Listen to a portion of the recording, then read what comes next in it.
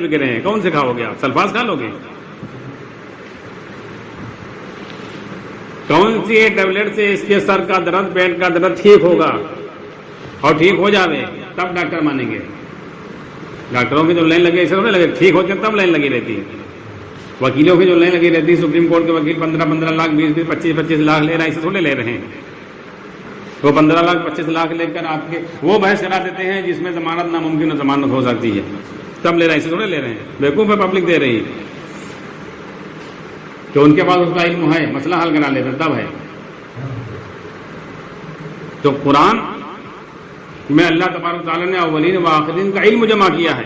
اگر ہمارے پاس اس کا یقین ہے، اس کا علم ہے کہ قرآن سے ہم امت کے مسئلے حل کر دیں گے، تو ہمارے پاس قرآن کا علم ہے۔ اور ورنہ اگر اپنے مسئلے میں ہم دنیا کی چیزوں میں، اسباب میں اور شکلوں میں ہم جا رہے ہیں ڈھونڈ لیں، تو ہمارے پاس قرآن کا علم نہیں ہے۔ سارے قرآن کے الفاظ ہیں، الفاظ تو کوئی بھی یاد کر سکتا ہے۔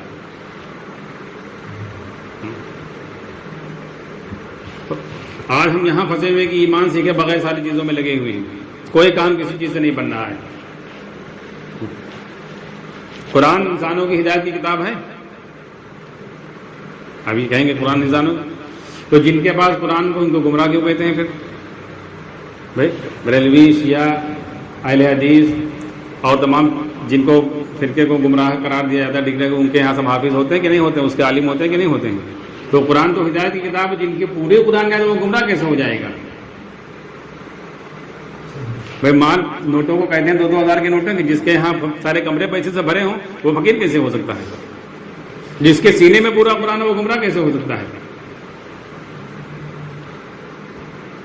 آپ غور کرو، کیسے گمراہ ہو سکتا ہے اگر پورا قرآن سینے میں لیا ہو اور ہدایت کی کتاب ہے؟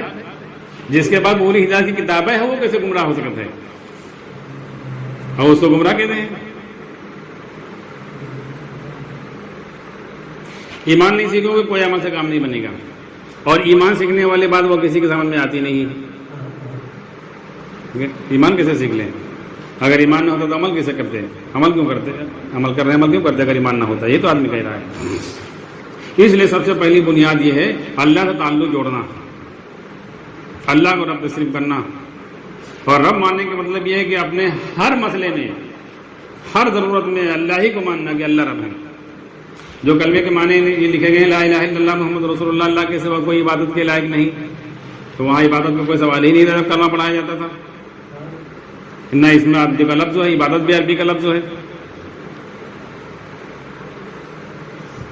الہ کے معنی معبود کے کر دیے، معبود کے معنی انہوں نے عبادت کے کر دیے ہیں۔ الہ کہتے ہیں صحیح معنی میں اللہ کا نام ہے، یعنی ہر مسئلے میں، ہر ضرورت میں، چاہے چھوٹا مسئلہ ہو، چاہے بڑا ہو، چاہے انفرادی ہو، چاہے اجتماعی ہو، چاہے جس لین کا مسئلہ ہو، وہ سب اللہ کر سکتا، اللہ کرے گا، کوئی نہیں کرے گا اللہ کے علاوہ۔ یہ تسلیم کرنا الہ کا مطلب یہ، یعنی اللہ کے علاوہ کوئی دوسرا نہیں ہے ہماری ضرورت کے پورا کرنے میں، ہمارے مسائل کے حل کرنے میں۔ اگر یہ تسلیم نہیں کیا تو آپ نے کلمہ نہیں قبول کیا ہے۔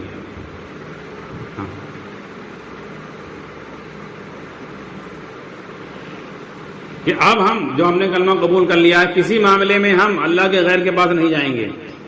گواہی دینے کا مطلب یہ ہوتا ہے۔ ہاں، جیسے نکاح ہوتا ہے، نکاح میں کیا چیز ضروری ہوتی ہے بتاؤ؟ رب الدین، عام طرح کے لوگ سمجھتے ہیں خطبہ، نہیں، اصل چیز اس میں کیا ہے؟ چلو ہم لوگ ابھی کیا 2 گواہ جاتے ہیں اور ایک قاضی جاتا ہے، خطبہ پڑھتا ہے، یا وہ قبول ہوتا ہے، مہر بتلاتا ہے۔ غیر مسلموں کا تو نکاح الگ الگ ہوتے ہیں، کئی مندر میں ہوتے ہیں، مالا ڈال دیتے ہیں، کچھ لوگ جا کے اپنا جو ہے پنجت کے سامنے کچھ ان کی بات منتر پڑھ لیتے ہیں، اور کوڈ میں الگ طریقے سے ہوتا ہے، عیسائی کے الگ طریقے سے ہوتا ہے کہ نہیں ہوتا ہے؟ وہ نکاح اسلام میں جب مانا جاتا ہے کہ نہیں مانا جاتا ہے؟ اگر گواہ ضروری ہے، جب ویسے ضروری ہے تو پھر وہاں تو سب آرام کا معاملہ چل رہا ہے، اولاد قتل کرو، پھر سے نکاح کرو، پھر سے بچے پیدا کرو، وہ مانا جاتا ہے کہ نہیں؟ عیسائی میاں بیوی، ہندو میاں بیوی، یہودی میاں بیوی، پنجابی، جینی، جو مذہب کے، بودھسٹ اور پارسی جو بھی آ جاوے اسلام میں، وہ ان کا نکاح مانا جاتا ہے کہ نہیں؟ صحابہ کے زمانے میں مانا جاتا ہے، آج بھی مانا جاتا ہے۔ تو اس میں ہے کیا اصل نکاح میں؟ اصل یہ ہوتا ہے کہ لڑکی اور لڑکے کا اپنا عزم و ارادہ ہوتا ہے لڑکی اس بات پر یعنی وہ دل سے اپنا فیصلہ کر لیتی ہے کہ آج سے یہ ہمارے شوہر ہیں، ہمارے پتی ہیں، ہمارے آدمی ہیں، ہمارے ہسبینڈ ہیں، اب ہم کسی بھی معاملے میں دوسرے کے پاس نہیں جا سکتی ہیں. مسئلہ یہ ہوتا ہے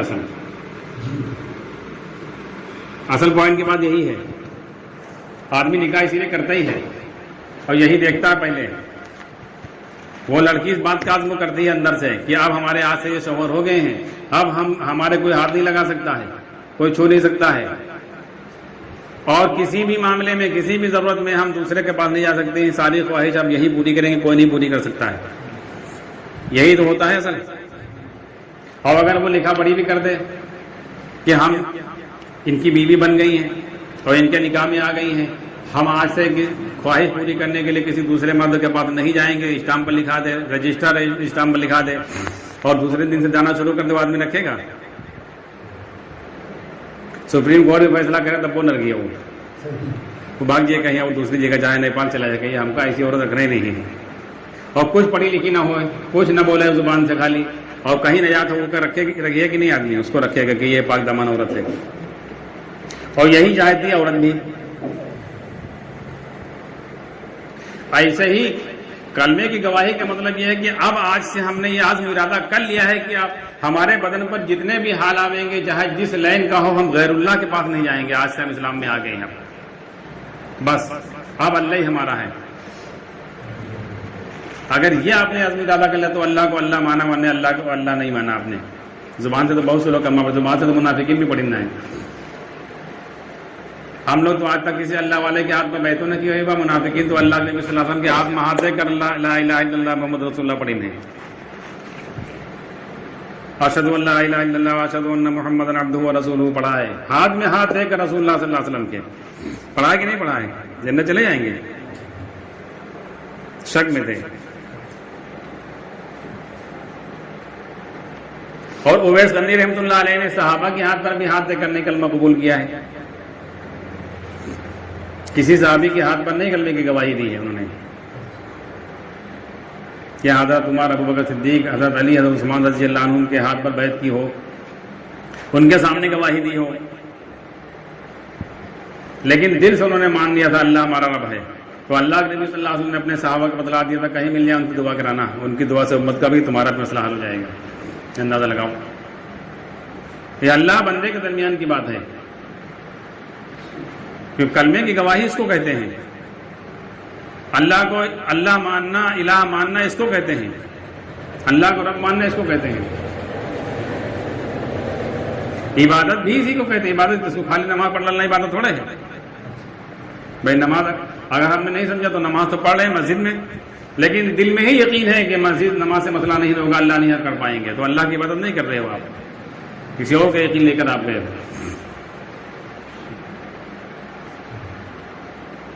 عبادت کا مطلب یہی ہے کہ ہر مسئلے میں اب اس راستے سے ہم اپنی ضرورت پوری کرائیں گے جو راستہ، جو سنت کا طریقہ حضرت محمد صلی اللہ علیہ وسلم لے کر آئے ہیں. بھوک آئی، خوف آیا ہے، بیماری آئی ہے، پریشانی آئی ہے، مصیبت آئی ہے، جو بھی حالات آئے ہیں، ان حال میں اللہ کے نبی صلی اللہ علیہ وسلم نے کیا بتلایا، کیا کیا. اور اگر نہیں معلوم ہے تب بھی کوئی مسئلہ نہیں ہے. اللہ کو تسلیم کر لیا کہ اللہ کے علاوہ ہماری حاجت، ہماری ضرورت کوئی نہیں پوری کر سکتا ہے. قاری صاحب کی بتلا دو کہ قصہ، ابھی یہ 4-5 مہینے پرانی بات ہے. بارہ بنکی سے نبی گنج جا رہے تھے، آٹو پر بیٹھے تھے، ساری سواری اتر گئی، نکے پر ایک آدمی بیٹھا تھا، ہم سے تھوڑا زیادہ عمر میں تھا. تو وہ ہماری طرح مخاطب ہو کر بات کرنے لگا، کہنے لگے دیکھو نماز کتنا بڑا عمل ہے. اگر نماز کا ٹائم آ جائے اور اگر آدمی کو کسی کام میں 10,000 روپے مل رہے ہوں تو نماز کا عمل کرنا چاہیے، پیسے کے چکر میں نہیں جانا چاہیے. تو ہم تھوڑا اس کی طرح مخاطب ہو گئے. ہم نے کہا بات تو صحیح کہہ رہے ہو، لیکن وہ جانتا بھی ہو نماز کس کو کہتے ہیں تب ہے کہ کس مالک کے سامنے ہم کھڑے ہونے جا رہے ہیں. اگر یہ پتا ہے تب نماز ہے، ورنہ نماز تو سب لوگ پڑھ رہے ہیں، کیونکہ نماز تو کچھ ہو رہا ہے. جب اس کو دھیان ہی نہیں ہے، پتہ ہی نہیں، تو کہنے لگا ہاں یہ بات ٹھیک ہے، صحیح ہے. اس نے کہا کہ یہی ہے. پھر اس نے کہا کہ دیکھو غیر مسلم تھا، اس نے بتلایا بعد میں، ہندو تھا وہ. اس نے کہا یہ آٹو چلا رہے ہیں، ان کو یقین نہیں ہے کہ اللہ پالنے والا اس لیے چلا رہے ہیں. یہ بتلا رہے ہیں اتنے پیسے یہاں سے یہاں تک لینا ہے، اللہ دے رہا ہے، ان کا کیا، ان سے محنت سے نہیں مل رہے ہیں، مگر ان کو یقین نہیں اس لیے چلا رہے ہیں. ان کو یقین نہیں کہ اللہ پالے گا، اس لیے چلا رہے ہیں. تو پھر ہم تو شک میں تھے کہ مسلمان ہے، وہ بعد میں جان پائے کہ ہندو تھا، وہ نے جب بتایا اپنا پتہ نام. پھر اس نے کہا کہ دیکھو بیمار ہوتا ہے آدمی، لوگ دوا کرتے ہیں، دوا سے کسی کو شفا نہیں ملتی ہے، نہ آج تک ملی ہے، نہ کوئی بدی وید اور ڈاکٹر آج تک کسی کو ٹھیک کر پائے، نہ ٹھیک کر پاتا، اللہ دیتا ہے شفا. تو اس نے تب کہا کہ ہم وید 40 سال سے ہم دوا بنا رہے ہیں، دوا سے کوئی بیماری نہیں ٹھیک ہوتی، دوا ہمارے پاس ہر چیز کی، لیکن دوا اللہ ٹھیک کرتا ہے، بیماری اللہ ٹھیک کرتا ہے.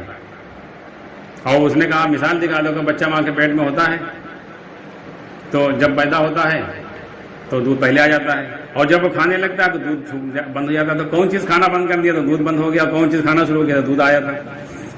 تو کہا پرورش کرنے والا صرف اللہ ہے، کوئی دوسرا نہیں. پھر ہم نے اس نے نام پتہ پوچھا، اس نے بتلایا کہ ہم آزاد نگر میں رہتے ہیں، فلاں نام ہمارا ہوتا ہے.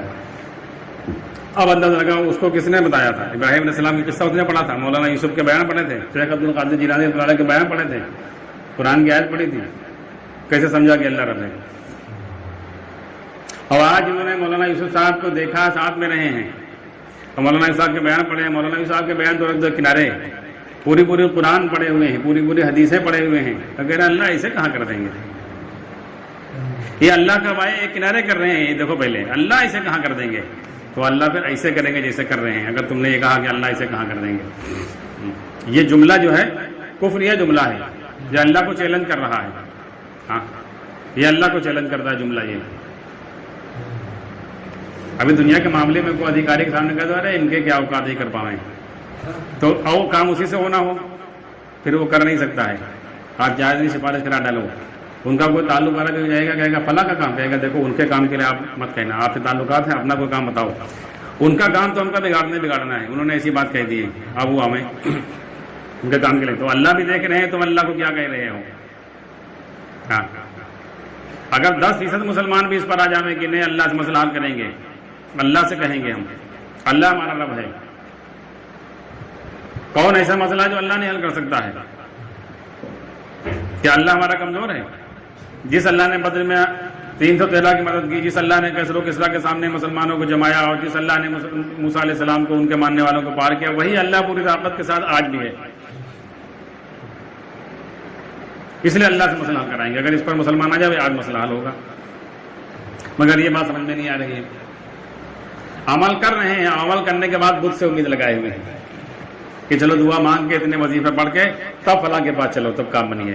یہ دیکھو پہلے عمل اللہ کا کر رہے ہیں.